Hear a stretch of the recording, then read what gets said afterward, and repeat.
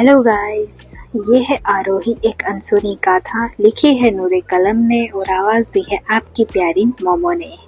कहते हैं हर लफ्ज में छुपी है एक ऐसी कहानी जो दिल से गुजरती है और रूह तक उतर जाती है। तो इसी के साथ हम कहानी शुरू करते हैं। चैप्टर 2 हिमगिरी गांव। हिमालय के बीचों बीच बसा गांव हिमगिरी अपनी दुनिया में सिमटा हुआ था। यहाँ के लोग आम जिंदगी जीते थे, बाहरी दुनिया से दूर। मोबाइल फोन का तो नामो निशान तक नहीं था। टेलीफोन और रेडियो ही उनकी जरूरत पूरी करते थे। बर्फबारी और ठंड उनके लिए रोजमर्रा की बात थी।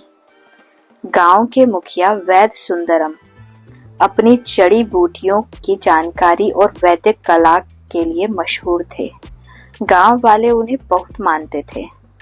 उस दिन भी वो हमेशा की तरह जंगल में जड़ी बूटियां ढूंढने गए थे। जंगल के अंदर काफी दूर जाने के बाद बर्फ के बीच कुछ अजीब दिखा। पास जाकर देखा तो वहां एक लड़की बेहोश पड़ी थी। उसके कपड़े बर्फ से भीगे हुए थे और हालत बहुत खराब लग रही थी। ये लड़की इस हालत में यहाँ कैसे पहुंची? ये तो 21 साल की लग रही है। इतनी ठंड में बच पाना मुश्किल है, सुंदरम ने सोचते हुए कहा। उन्होंने जल्दी से लड़की को उठाया और उसे अपने कंबल में लपेटा और गांव की तरफ चल दिए। रास्ते में उनके मन में कई सवाल उठ रहे थे। ये कौन है? इतनी दूर जंगल में कैसे आई? क्या ये किसी गांव से है या कहीं और से?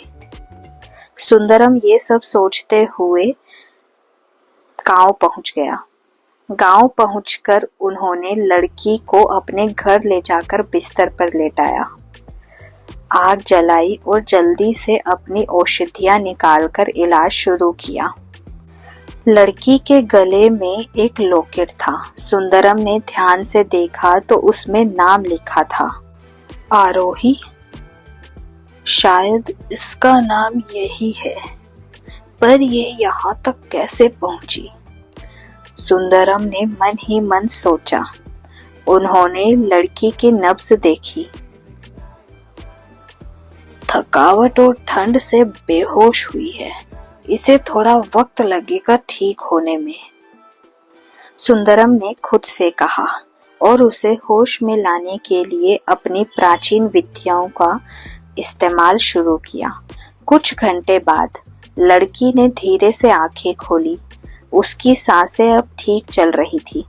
सुंदरम ने राहत की सांस ली, लेकिन उनके मन में ये बात साफ हो चुकी थी कि आरोही के आने के पीछे कोई बड़ा राज छिपा था।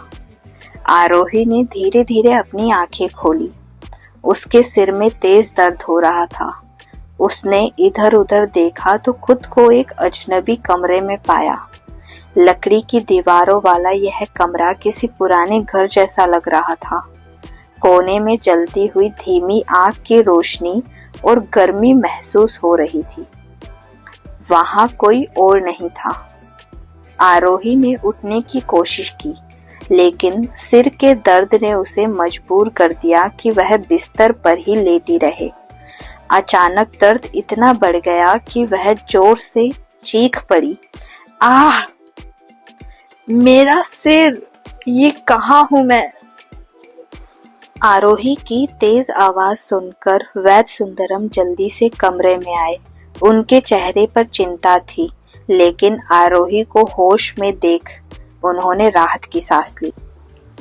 अच्छा हुआ तुम होश में आ गई, उन्होंने नरमी से कहा। आरोही ने उनकी ओर देखा। वह घबराई हुई थी। उसकी आंखों में उलझन थी। आरोही ने सुंदरम की तरफ देखते हुए झिझकते हुए कहा, आप मुझसे बात कर रहे हैं? सुंदरम ने उसके सवाल को अजीब पाया। उनके माथे पर हल्की शिकन उभर आई। हाँ बेटा, मैं तुमसे ही बात कर रहा हूँ, पर तुम कौन हो? आरोही ने उनकी बात सुनी और कुछ देर सोचने लगी। उसके चेहरे पर उलझन और बढ़ गई। फिर उसने धीरे से कहा, मैं कौन हूँ? आखिर मैं कौन हूँ? उसकी बात सुनकर सुंदरम को समझते देर नहीं लगी कि शायद उसका स्मृति लोप हो चुका है। उन्होंने थोड़ी नरमी से कहा, बेटा, मुझे तुम्हारे बारे में ज्यादा कुछ नहीं पता। मैं जंगल में जड़ी बूटियां ढूंढ रहा था, तब मैंने तुम्हें बर्फ में बेहोश पड़ा हुआ पाया। तुम्हारे गले में एक लॉकेट था जिस पर तुम्हारा नाम लिखा था, आरोही। यह सुनते ही आरोही ने अपने गले की ओर हाथ बढ़ाया। उसने अपने गले से वह लॉकेट निकाला और उसे ध्यान से देखने लगी। उसकी आंखों में उलझन और गहरा गई। आरोही, क्या ये मेरा नाम है? आरोही ने खुद से पूछा। सुंदरम ने उसे ढाढ़स बढ़ाते हुए कहा, हाँ बेटा, यही नाम मैंने उस लॉकेट पर पढ़ा। अभी तुम यहाँ सुरक्षित हो। थोड़ा आराम करो, धीरे धीरे तुम्हें सब याद आ जाएगा। लेकिन आरोही के चेहरे पर डर और खालीपन साफ झलक रहा था। उसे कुछ भी याद नहीं आ रहा था, न अपना नाम, न अपना अतीत, और न ही यह कि वह जंगल के बीच बर्फ में कैसे पहुंची। सुंदरम के लिए अब यह एक बड़ी चुनौती थी। आरोही कौन थी और उसकी इस हालत के पीछे कौन सा रहस्य छिपा था? उस दिन के बाद आरोही ने खुद को हिमगिरी गांव के माहौल में पूरी तरह ढाल लिया। उसका अतीत अब भी एक गहरी धुंध में छिपा हुआ था, लेकिन उसने इस सच्चाई को कबूल कर लिया था। वह वैद्य सुंदरम और गांव वालों के साथ रहकर खुश थी। हिमगिरी की ठंडी वादियां और सादगी भरा जीवन अब उसका नया घर बन चुका था। वैद्य सुंदरम ने अपनी जड़ी बूटियों का ज्ञान उसे सिखाना शुरू किया। आरोही, ये बूटियां सिर दर्द और बुखार के लिए काम आती है।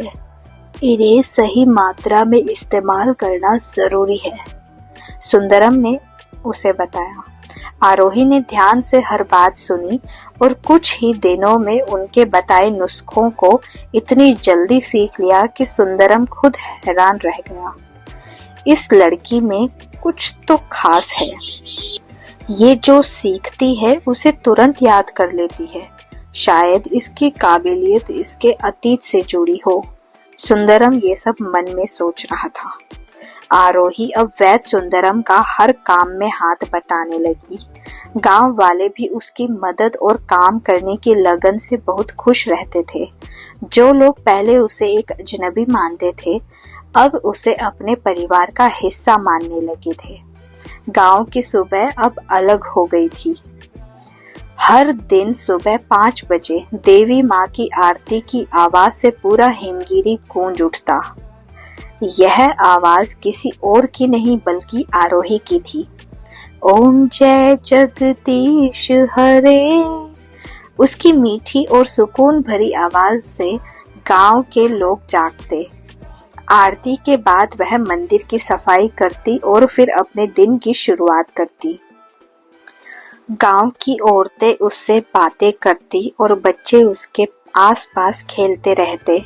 बच्चे उससे कहते, गांव की औरतें उससे बातें करती और बच्चे उसके आसपास खेलते रहते। बच्चे उससे कहते, दीदी, हमें भी जड़ी बूटियां दिखाओ। वो कौन सी थी जो आप सुंदरम बाबा के लिए लाई थी?